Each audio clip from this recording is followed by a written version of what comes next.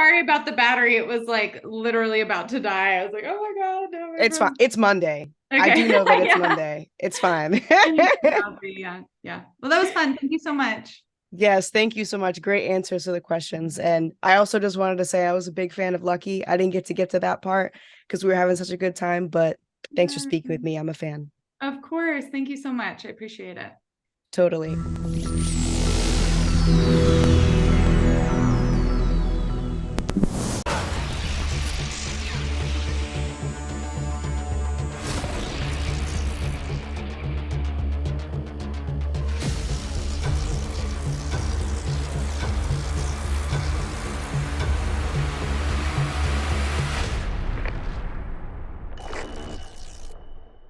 Hello, all you weirdos. This is Miss Zero Gravity back on the belt. And today I am joined by director Natasha Kermani to talk about the horror anthology that my ass has been waiting for since they announced it back in New York Comic Con last October. Natasha, thank you so much for meeting with me today. How are you?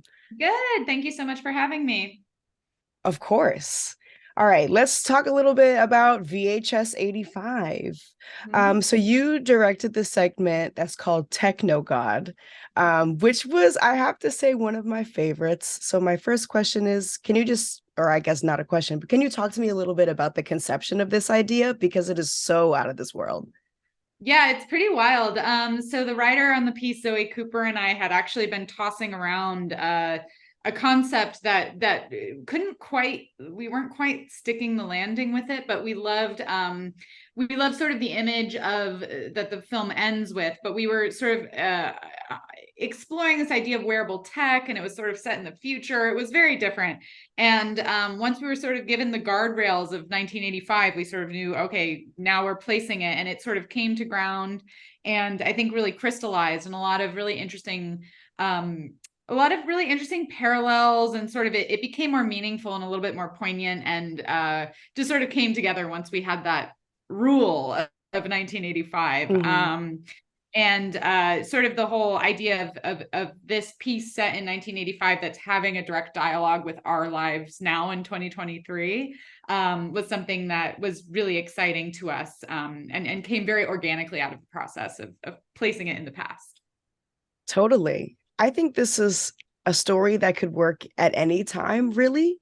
But I think maybe 85 might be the ticket. And I will say that the vibe definitely helped from me sitting here on the couch consuming the story. But man, oh man. So now I want to talk about the character. She's something. She's really something. Okay. So how fleshed out was this character in the writing process? Or was it the casting? Like, was it more of a casting thing, or were you looking for something specific with casting? How detailed was that process? So Ada is played by Siobhan Michelle, who's a very close friend of mine. We've been working together since college, so we've been making movies together for a long time. And yeah, I think I kind of knew that she was going to be the role. But Zoe wrote a one-woman show, basically. That was essentially the script, was a one-woman show, with a little bit of screen direction. And, Zoe and I both sort of, say we grew up in black box theaters. It was sort of like our home, and where we sort of developed as artists and all of that. So we wanted to sort of set it in that world that was very familiar to us.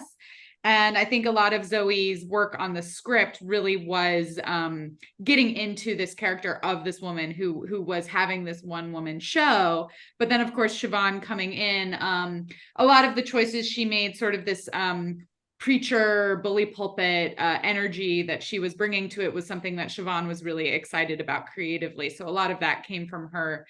And then in terms of the more sort of experimental art aspect of it, we pulled a lot from early archival performance art videos. So there's an artist named Diamanda Gallis who has a piece called The Litanies of Satan from the late 80s that we pulled from quite a bit.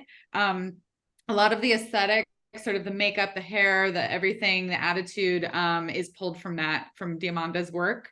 Laurie Anderson, of course. My own mom was a performance artist, working in sort of like black box theaters, back alley black box theaters in New York. So it was a lot of like looking at older archival performances and sort of picking and choosing. And then of course Siobhan taking it and literally putting it in her own voice was sort of the final ticket. But we shot it like a performance. So Siobhan would just run basically the full piece. So she had it as though she was delivering a performance. Of course, we have these long takes, of her going through it. So, yeah, it was really a pleasure to That's go from awesome. screen. Yeah. My next question, you did touch a little bit on it just now, but besides like the ridiculous of it, I mean, I'm sure if you look at this on paper, it looks kind of silly. But once you add the atmosphere and all the camera angles that you're working with, and once our character Ada starts, messing with the sounds and making it a true performance, it's a lot more believable.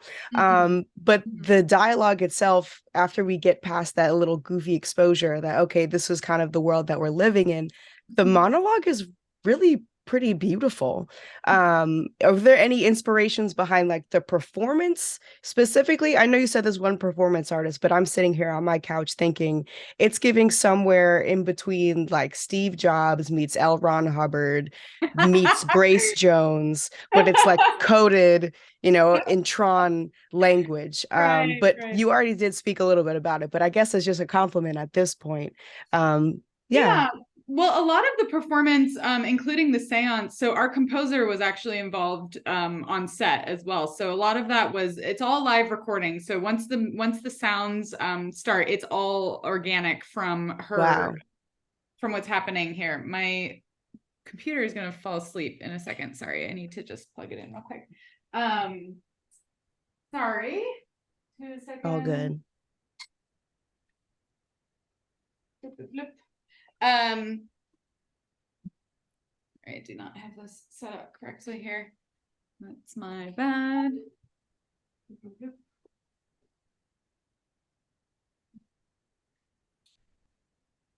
Okay. Sorry. So he was actually involved with us on set, and so we actually recorded with her a live performance. So she is actually manipulating the pedals. We were recording from a live mic, and then actually all of the sounds that the creature is making is also generated from that. So we really knew we wanted it to really, really be a performance that we were basically recording and archiving.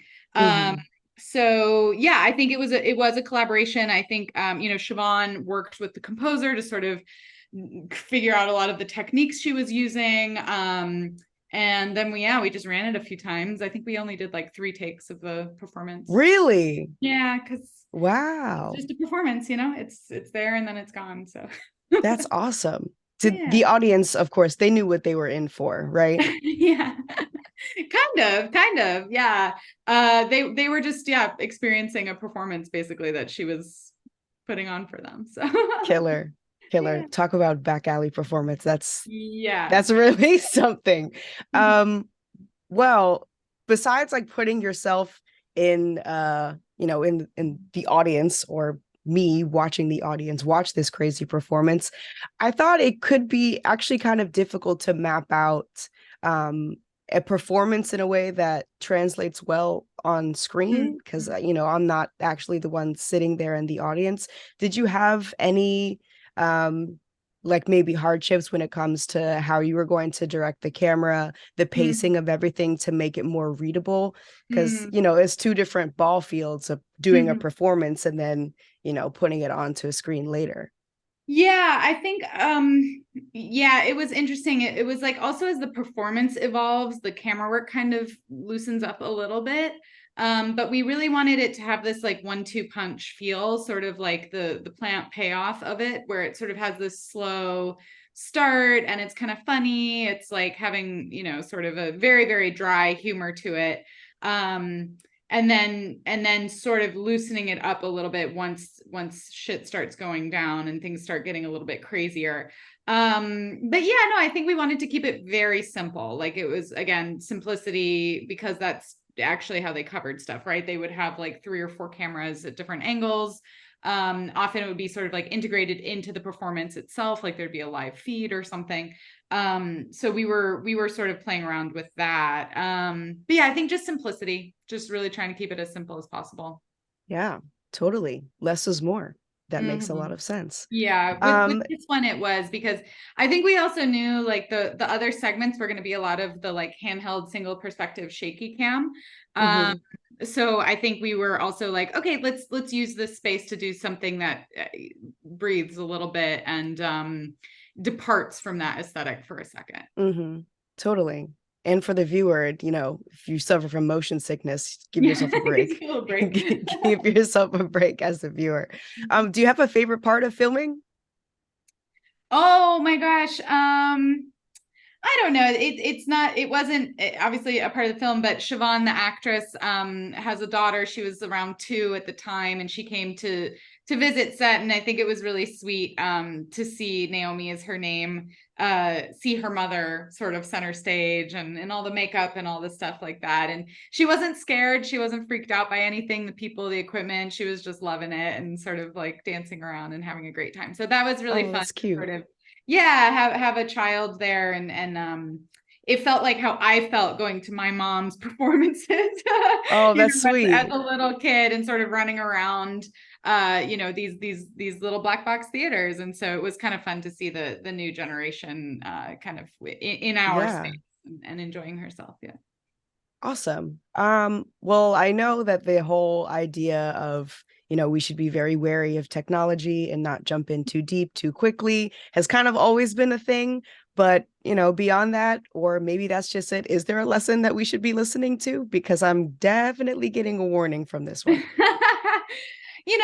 You're totally right. I mean, there's been anxieties around technology and moral systems, like the Greeks were talking about it, right? The ancient mythologies are sort of talking about technology and the anxieties surrounding it. But it's not actually about technology. It's not about the tool itself. A tool is neither good nor bad. It's a tool.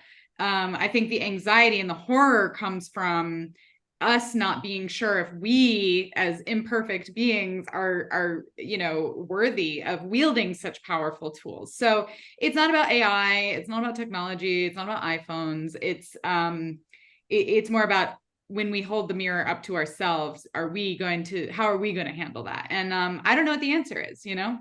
We've managed not to completely destroy ourselves yet, but there's it has to be a question that we're constantly revisiting and constantly asking ourselves. And the other part of it is it is all consuming, and the performance is also all consuming. She sacrifices herself, right, at the altar of this performance. And that's also a lot of the experience of creation, of creating something. And whether you're creating technology, a performance, whatever it is, sometimes it ends up being all consuming. So Yeah, you yeah. could say that again. Yeah. Well, that's a perfect moment to drop the mic. Take that advice. Maybe look in the mirror once in a while or point the camera in your own direction. Yeah. Anyway, that is all the time that I have with you today. Natasha, thank you so much for speaking with me. And for everyone watching on YouTube right now, you should really go screen VHS 85. It's going to be dropping on Shudder in just a hot minute. You will not be disappointed. My name is Zero Gravity. Thank you so much for watching.